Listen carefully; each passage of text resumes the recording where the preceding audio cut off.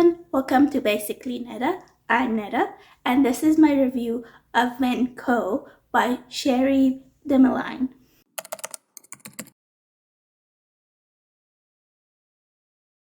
I'm going to briefly tell the description of the story, which is also on the Goodreads page of this book.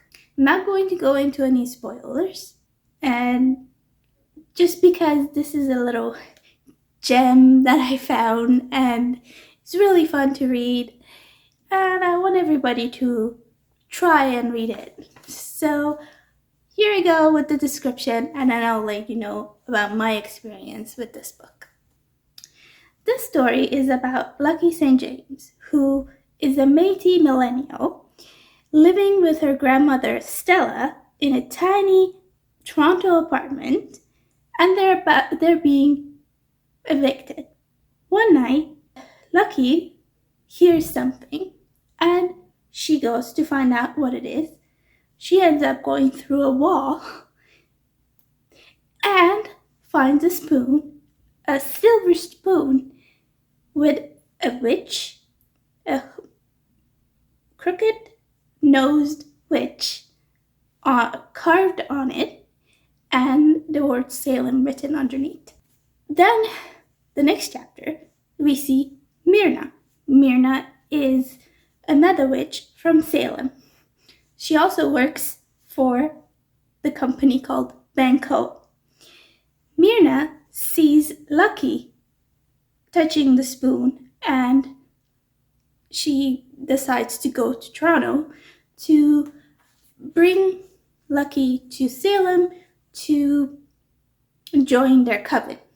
And then it also turns out that there's a witch hunter looking for these coven members, indigenous coven members who have these spoons. So in order to stop being a victim of this witch hunter, they decide to go and find the last member of their coven in order to close up the gap and protect all of them. And the last member would also have a spoon. See, all of these witches, they all have a spoon the same way as Lucky found one.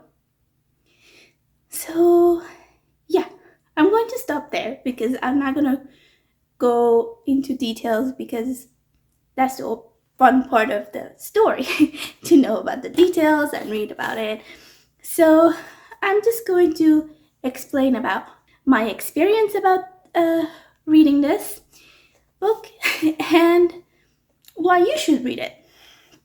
So the book starts a little slow with the plot. It starts very character driven, and it should be because we are learning about the characters and we need that information in order to understand what should be happening. And by the time it's about 20%, the plot picks up, which is fine. You just have to have a little bit patient if you like plot-driven books. It is not your usual witchy book. It's not a cozy witchy book, if that's what you're looking for, because there is a lot of swearing. These ladies like to use the F word a lot. If you can stand that, then you will understand. It's why it's not a cozy book. It's not a cozy book because they're swearing, and then there is talks of sexual assaults, rape, those kind of things. It is a great witchy story, but if you're coming to this and thinking that this is gonna be a cozy witchy book, no.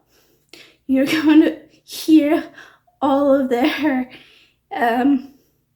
antics, and when they're getting into issues, oh boy, all of these swear words come out. And yeah, Uh, Also, Stella, the grandmother, she she is one of those. Uh, how do I explain her? She's supposed to be the comic relief, I believe, because she made me laugh a lot. But a lot of the situations happen because of her. She's old, she forgets things, and then she does things that she shouldn't do. But, she's an old lady, so we have to go with it. And she is basically the comic relief of the awkward situations, if I can put it that way. Also, the parts that I also enjoyed is the fact that they were talking about their own history, like the indigenous history, and not just saying, "Oh, we are indigenous." You know what I mean? They don't just throw out that word, but they also explain their backgrounds and their ancestral history, and then there's a lot that goes with this story, which is why they are a coven. So yeah, it also shows that that it kind of shows the indigenous part a lot more, and I actually enjoyed to read that in a witchy book. You don't usually see that kind of stuff in these kind of Salem witchy books. And yeah, you see the history and how the European settlers treated these indigenous tribes. As we go from Toronto to Salem to other parts of US, and we go back to Toronto, and it's just showing that the indigenous tribes weren't uh, restricted to one area when they were there before the European settlers, and it was because of the European settlers that they were forced to be settling in the area that they were told to settle. It's just another part of history that nobody likes, but it's there. The other part that I enjoyed the writing style of this, which made it very, how do I say it? It's feeling more of yes, there's character driven, but yes, they needed to be character driven. More of, it's not a diary, it's not a third person, it's not it's something in between, like you are communicating with your friends kind of thing. It was kind of weird to it's really weird to explain. I don't know how to explain it. You gotta try it yourself to see.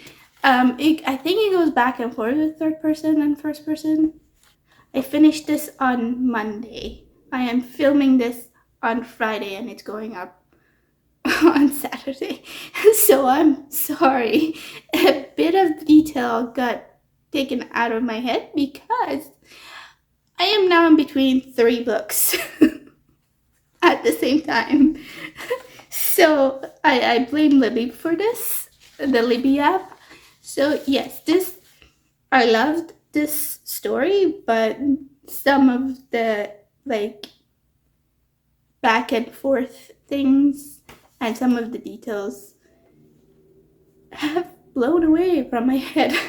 So I don't know, but I think it was because it's a character driven thing. The parts that were character driven, I tend to not remember a lot of the character driven parts, and I tend to remember a lot of the plot, and the plot is what I cannot tell you, which is spoilery. VenCo was also nominated in the Goodreads Choice Awards for the 2023 fantasy part. It is not really fantasy, it is magical realism, but I guess there's no category for magical realism. So let's put it in there with Brandon Sanderson and Lee Bardugo. So, yeah. Yeah, I enjoyed this book. I think I'm lingering this along. This was a very interesting, witchy, indigenous book.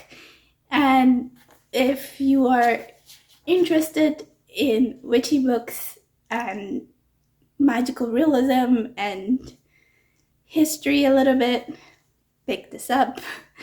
And yeah, that's my review of it. I'm sorry if I did a really bad job about it, but that's how I can explain it. I haven't, when you have multiple books going on at the same time, sometimes little details goes away from you. I tried writing everything down, but it's not always the same. So maybe it's been busy, so I didn't get to film it right away, right after I finished reading it. So I'm sorry if my review was a bit weird from usual. So sorry if you're new. If you like this video, subscribe if you want to see more from me. I will see you in the next one. Thank you. Bye.